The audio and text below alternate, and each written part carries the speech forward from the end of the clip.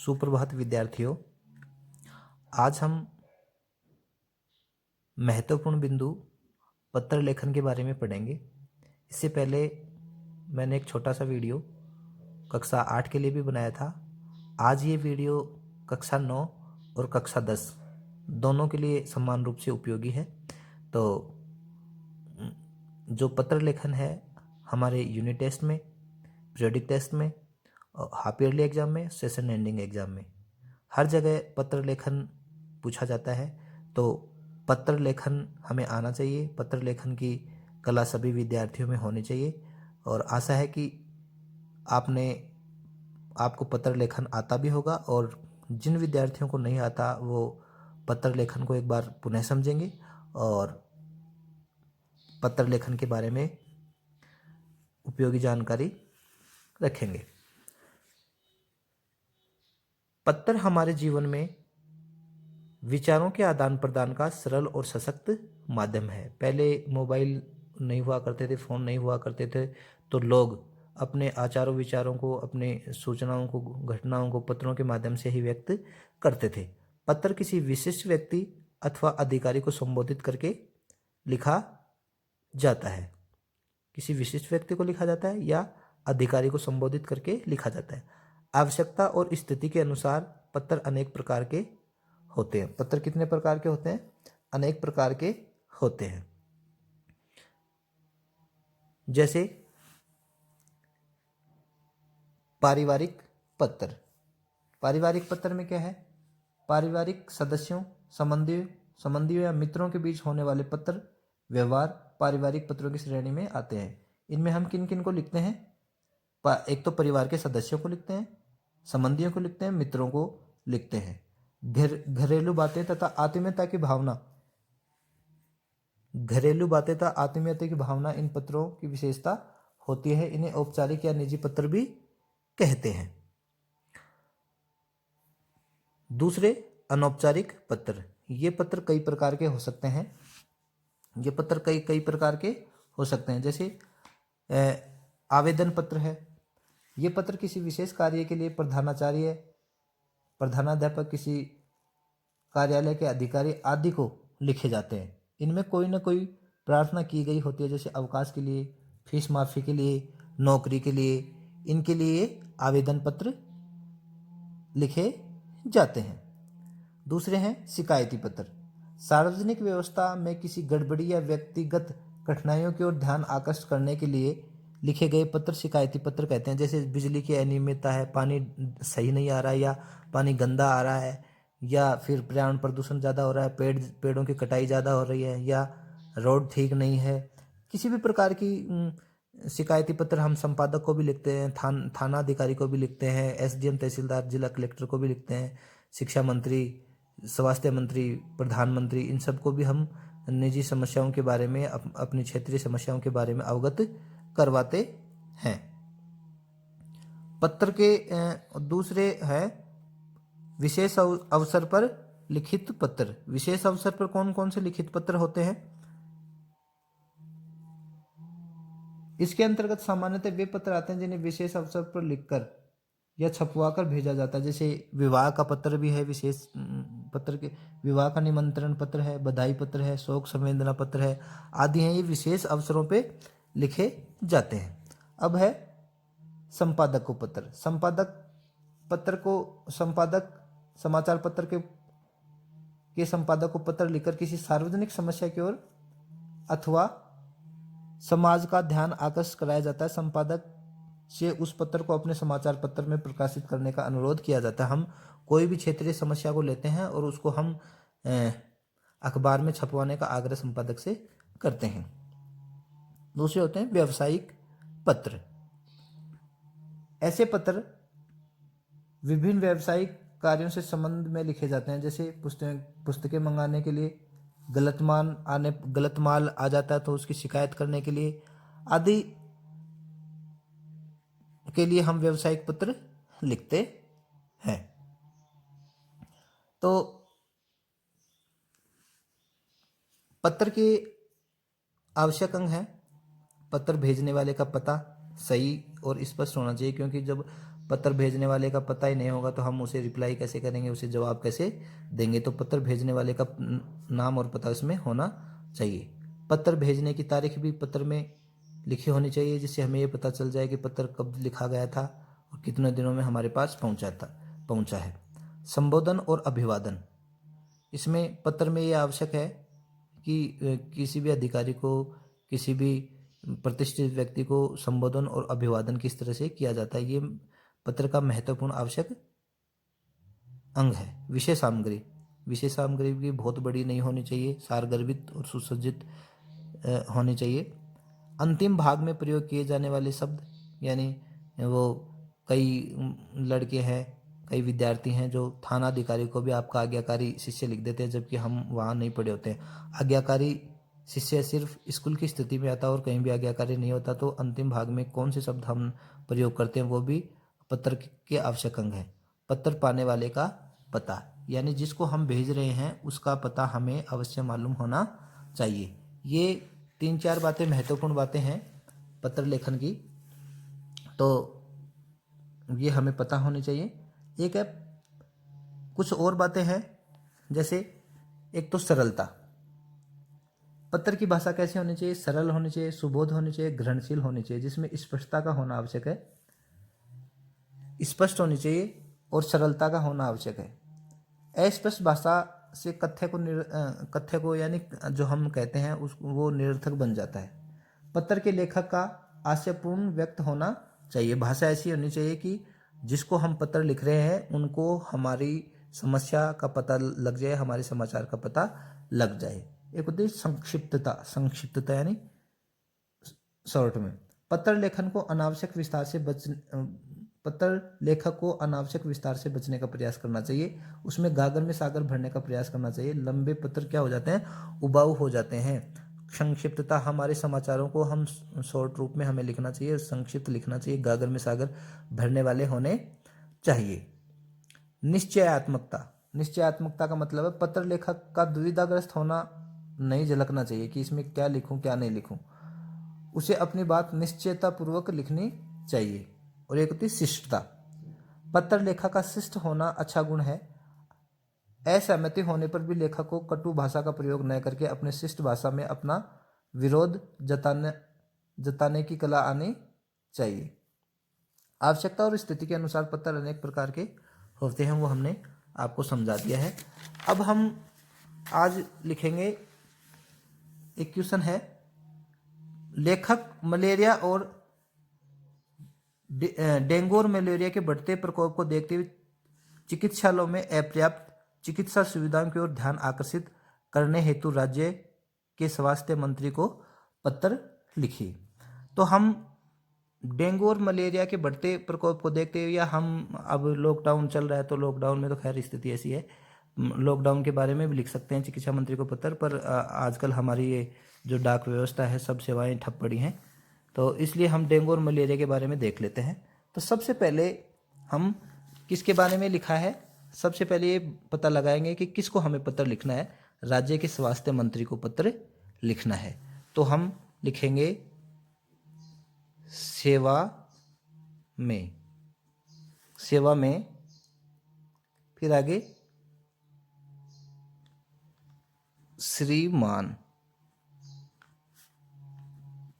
चिकित्सा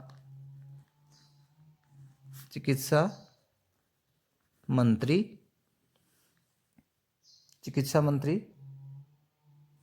और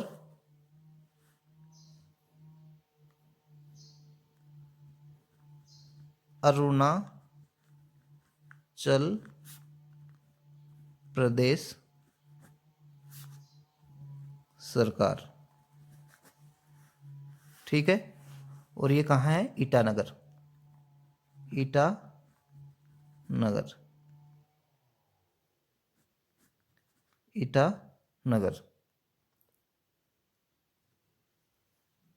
अब ये श्रीमान है, इसको लिखते समय हमें बहुत ही ध्यान रखना चाहिए कि हम श्रीमान का श्रीमान लिखते हैं, कई ये मात्राएं इधर लगा देते हैं, कई ये नहीं लगाते, तो इसमें गड़बड़ी कर देते हैं। तो सभी विद्यार्थी इस तरह की गलती न करें। अब इसके बाद एक पैटर्न ये भी है, यहाँ भी आ सकते हैं, लेकिन बच्चे इसको ऊपर की तरफ लिख देते हैं और ये यहाँ मिल जाते तो पता ही नहीं लगता कि हम कौन से वर्ड कहाँ लिख रहे हैं और सब खिचड़ी कर देते हैं, इसलिए हमने इसको इधर लिखा है।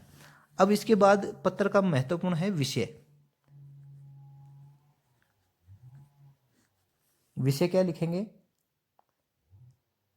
चिकित्सा में अपर्याप्त सुविधाएं। चिकित्सालयों में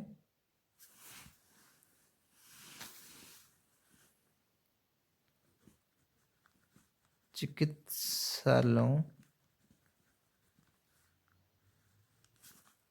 में अपर्याप्त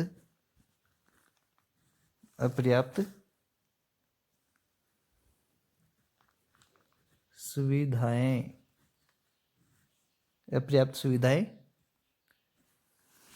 इसके बारे में हमें पत्र लिखना। तो विषय का सबसे की महत्वपूर्ण बात यह है कि इसको पढ़ते ही पढ़ने वाले को, पाठक को ये पता लग जाता है कि अमुक बात के लिए पत्र लिखा गया है। सभी विद्यार्थी एप्लीकेशन लिखते समय, प्रार्थना पत्र लिखते समय विषय जरूर लिखे ताकि पता लग जाए कि पत्र इसके बारे में लिखा है।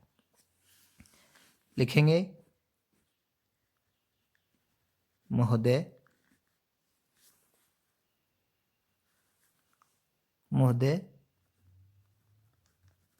निवेदन है कि, या फिर इसमें ये हम जरूरी नहीं कि अरुणाचल सरकार ही दे, प्रश्न में जिस जगह का, जिस राज्य का, जिस चिकित्सा मंत्री का उल्लेख किया गया है वहीं का हम दे सकते हैं।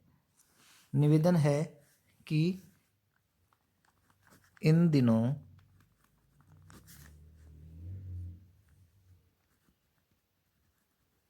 दिरांग क्षेत्र में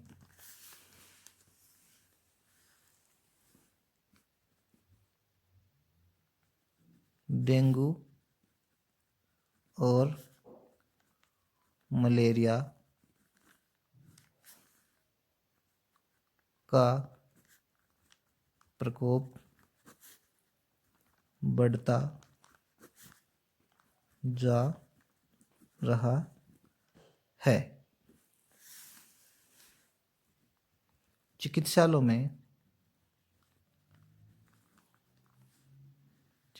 में पर्याप्त दवाइयाँ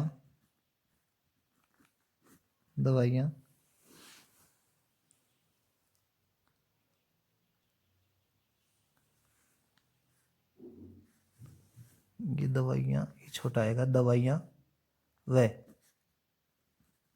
पर्याप्त चिकित्सक यानी डॉक्टर, चिकित्सक उपलब्ध नहीं है। इससे क्या हो रहा है? इससे जनता को काफ़ी परेशानी का सामना करना पड़ रहा है। या हम इसमें ये भी लिख सकते हैं कि भाई जो पर्याप्त असुविधाएं, चिकित्सा सुविधाएं नहीं हैं, तो इसके कारण मरीजों की दिन प्रतिदिन संख्या बढ़ती जा रही है, महामारी का रूप लेती जा रही है और मौतों की संख्या में भी निरंतर बढ़त बनती जा रही है या मौतों की संख्या ज़्यादा होती जा रही है। तो आपका ध्यान इस तौर दिलाया जाता है कि आप कृपया इस संबंध में कार्रवाई करेंगे।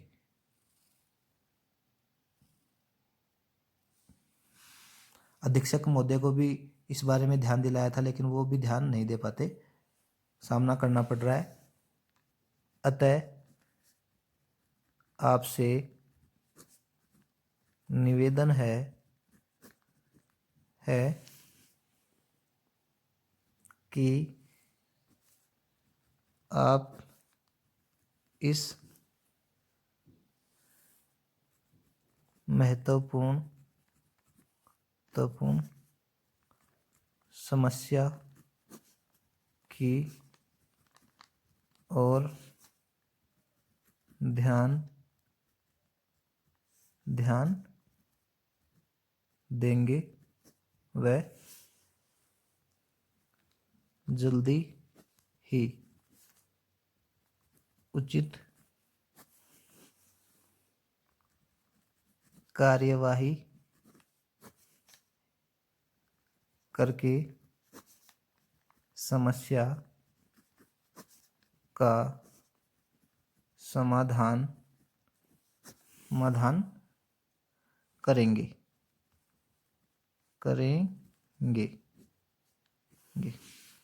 ये बात थी। हम पत्र में जो भी प्रॉब्लम है उसको, जो भी समस्या है उसको हम इसमें लिख सकते हैं कि हमने इस संबंध में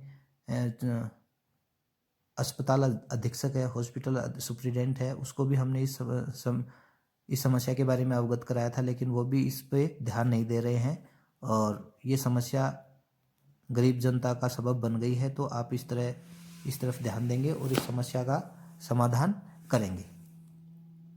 तो इस तरह से हम पत्र को लिख सकते हैं। अब अंत में आता है निवेदक। निवेदक का मतलब होता है निवेदन करने वाला, या यहाँ प्रार्थी भी होता है, लेकिन प्रार्थी थोड़ा लिखना कठिन है तो बच्चे कई बार विद्यार्थी गलती कर देते हैं। प्रार्थी भी लिख सकते हैं, निवेदक भी लिख सकते हैं और भवदीय भी लिख सकते हैं। तो यहाँ निवेदक सबसे ठीक रहेगा। निवेदक यानी निवेदन करने वाला। और निवेदन जो भी है नाम और स्थान ये लिख देंगे और अपना एड्रेस लिख देंगे और यहाँ से धन्यवाद